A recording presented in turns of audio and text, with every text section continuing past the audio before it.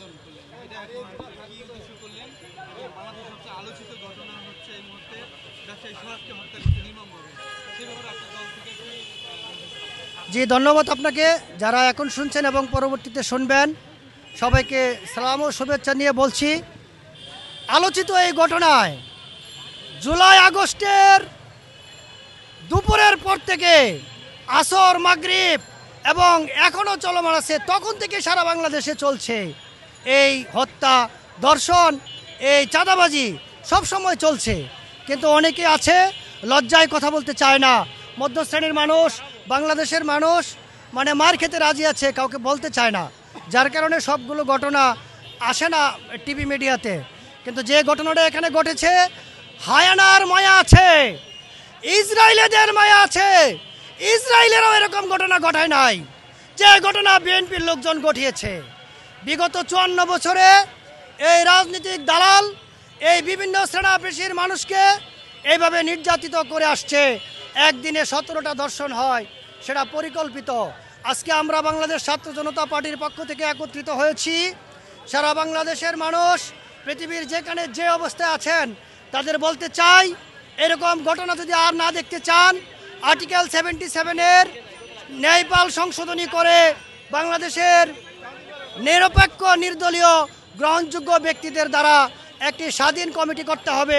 সেজন্য আজকে আমরা দাঁড়িয়েছি যে স্বাধীন কমিটি রাষ্ট্রের সংস্থাগুলো, সরকার ও সমস্ত রাজনৈতিক প্রধানদের নিয়ে প্রতি 3 মাস পর পর বসবে, যেন বাংলাদেশের মানুষের অভিজ্ঞতা, গবেষণা ও চাহিদা মোতাবেক বর্তমান ও আগামীর বাংলাদেশ নিরাপদ ও কল্যাণময় হতে পারে। সেজন্য আজকে আমাদের এই এখানে উপস্থিত হওয়া। আমরা বিশ্বনন্দিত প্রধান উপদেষ্টাকে বলতে চাই, আপনি বলেছিলেন আপনাকে ভুল ধরিয়ে দিতে, আপনার দপ্তরে চিঠি দেওয়া হয়েছে ন্যায়পাল বিষয়ে গোল টেবিলে বসার জন্য, আপনারা কোনো উদ্যোগ নেন নাই। তাহলে এই কথা বলার মানে কি আছে যে আমাদের ভুল ধরিয়ে দিবেন?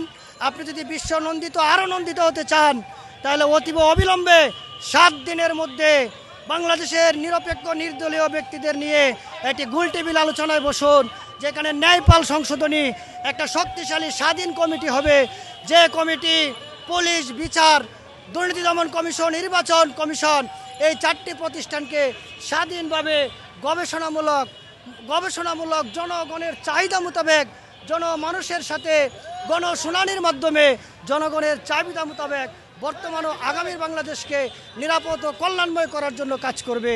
54 বছরের পিছিয়ে পড়া ইতিহাস, 54 বছরের ইতিহাস পিছিয়ে পড়া বাংলাদেশের মানুষকে মাত্র 10 বছরে পৃথিবীর সবচেয়ে সমৃদ্ধশালী, শান্তিময়, গুণগান মানুষের মতো করে তোলা সম্ভব। এই জন্য আমরা একত্রিত হয়েছি। আর যেন কোনো মানুষকে জীবন না দিতে হয়, আর জন্য কোনো নারীকে ধর্ষিত না হতে হয়, আর যেন কোনো মানুষকে বিশৃঙ্খলার মধ্যে না পড়তে হয়, সেজন্য অতীব অবিলম্বে আজকে থেকে আগামী 7 দিনের মধ্যে ন্যায়পাল কমিটি গঠন করার জন্য, নিরপেক্ষ, নির্দলীয়, গ্রহণযোগ্য মানুষদের নিয়ে নিরপেক্ষ স্বাধীন কমিটি গঠন করার জন্য আমরা আগামীকাল প্রধান উপদেষ্টা সহ সমস্ত রাষ্ট্রীয় প্রতিষ্ঠানগুলোতে স্মারকলিপি দিব। বাংলাদেশের সমস্ত মানুষকে আমরা বলতে চাই, যে যেখানে আসেন, আপনারা এই স্বাধীন ন্যায়পাল কমিটির ব্যাপারে আপনাদের প্রত্যেকটা বিভাগ থেকে আপনাদের বিভাগের সবচেয়ে ভালো মানুষকে এখানে পাঠান, নাম লিখে পাঠান। আর কিছু বলতে চাই না, আগামীতে আরও বলবো। আপনাদের সকলকে ধন্যবাদ।